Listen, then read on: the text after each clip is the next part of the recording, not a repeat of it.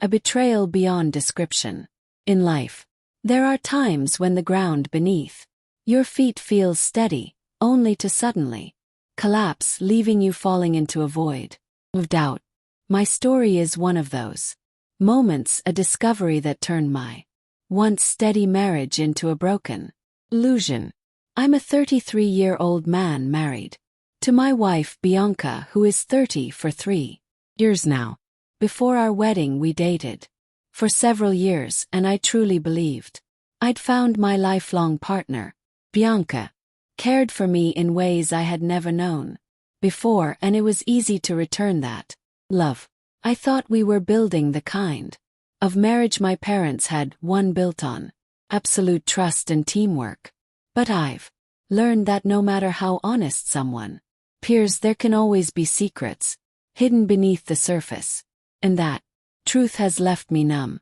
We met during our college years when I was studying away from home and Bianca lived in her city. Our talks often revolved around her life before college, and I enjoyed hearing about her family, childhood, and even her first boyfriend, Desmond. According to her, it was just a typical teenage fling, short and innocent. It ended after about a year, though Desmond sometimes tried to contact her in the years that came after. Bianca always insisted she pushed him away and even told me about his attempts when we first started dating. Her honesty made me trust her fully. Fast forward to now. Bianca came home one evening after shopping. It was a normal night dinner, casual talk. During our meal she casually mentioned that Desmond had reached out again, acting desperate. She said she firmly reminded him she was happily married and not interested. I praised her for standing her ground and being upfront. We even laughed over how pathetic he sounded. Then something happened that changed everything. While making myself some tea, I noticed Bianca on the couch, focused on her phone. She set it down briefly to get juice from the fridge, and the screen was still lit. As I walked back out of the corner of my eye, I saw an open chat, a conversation with someone saved as Des. I caught a glimpse of a heart emoji on her side of the text. Before I could take it in, she returned in what felt like 2 quick steps. She rushed to the couch, snatched her phone before even sitting. Her movements were oddly fast, almost nervous. She glanced at me quickly, but I pretended not to see. Instead, I began a random conversation to keep the mood light. That moment planted a seed of doubt I couldn't ignore. The way she reacted, the heart emoji, something was confronting her. Instantly came to mind, but I held back. If she was hiding something, I wanted the raw truth, not a story made to calm me. The next morning, my chance came. Bianca left her phone charging while she showered. The moment I heard the water, I grabbed it. There was an unread text from Desmond. "Good morning." My chest tightened, but I pushed on, opening their chat. What I read confirmed my fear. The messages were too warm to close. They weren't the cold, one-sided attempts Bianca had described. Wasn't Desmond begging and Bianca turning him down? This was a mutual, ongoing one.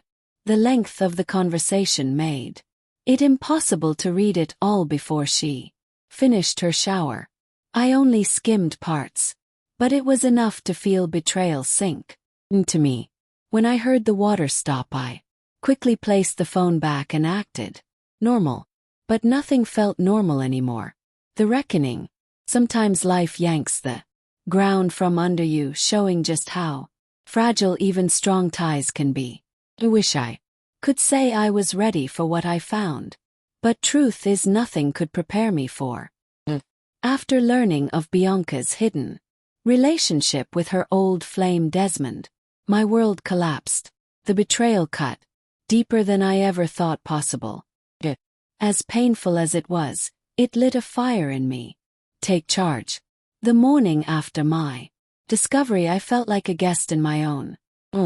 Bianca went about her day working on her art and smiling like nothing was wrong. Meanwhile I was burning with anger and disbelief. I wanted more than the fragments I had seen. I waited until night came. As Bianca slept beside me, I logged into her Facebook account on my laptop using the password I'd known for years. I deleted any login trace from her email to avoid suspicion and began scrolling through her chats. What I found was devastating. The truth unfolds. Her messages went back years, warm, loving exchanges that crushed the version Bianca had always told me. She had painted Desmond as a clingy ex she rejected. Here was a different story, one of mutual closeness, shared jokes, and a bond that was far from over. And then I saw the proof of the ultimate betrayal. They had been intimate multiple times. Encounters happened before our wedding, others after.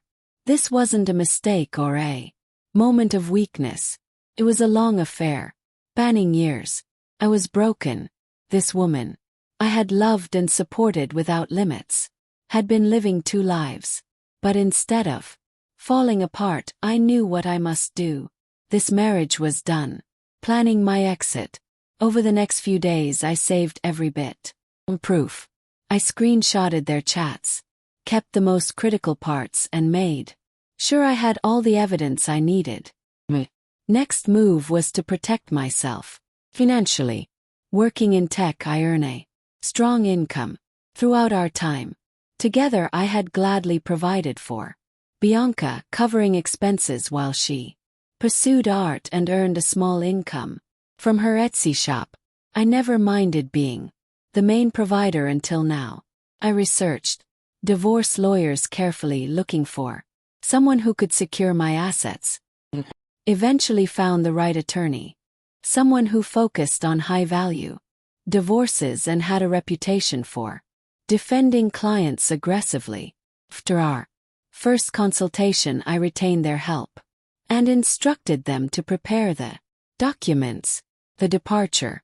Once the papers were ready, I quietly began packing my belongings while Bianca was. Took a few days to make sure I had everything without raising alarm. Finally, when I was set, I walked away. I checked into a hotel in a nearby city and gave my lawyer permission to serve papers. The moment Bianca realized I was gone, my phone wouldn't stop buzzing. She called and texted non-stop, demanding to know where I was. Her first message, after receiving the papers, read, "Someone just came to the house and handed me divorce papers. This must be some kind of joke, right?" I stayed silent. Her messages grew frantic. She demanded to know what she had done wrong. That's when I sent one word, Desmond. Then I blocked her on every platform I could. Full out. In the days that followed, Bianca tried everything to reach me. Unknown numbers rang constantly, but I never picked up. I told my lawyer to handle all communication. I didn't want to hear excuses. Through acquaintances, I learned Bianca was spiraling. She hadn't expected me to act so firmly. She had grown used to the life I gave her. Life that was now slipping away. Her small Etsy shop wasn't enough to keep her afloat. And with me gone, she faced a harsh reality. Meanwhile, I was beginning to rediscover calm. The aftermath. It's been 2 months since I left, and I won't lie. Part of me has enjoyed seeing karma play. Bianca's life is crumbling while mine is slowly rebuilding. I'm still working with my lawyer to finalize the divorce and secure my finances. The betrayal still lingers. I'm thankful to be free from someone who lied so deeply and for so long. As for Bianca, she'll have to find her own way forward. The final chapter, a tale of betrayal and repercussions. When deception strikes, it tears apart trust and love, leaving behind only emptiness. My path from heartache to freedom has reached its conclusion, and I can't help but reflect on the storm along the way. After serving Bianca with divorce papers and cutting contact, I thought things couldn't get worse. But the chaos was not finished.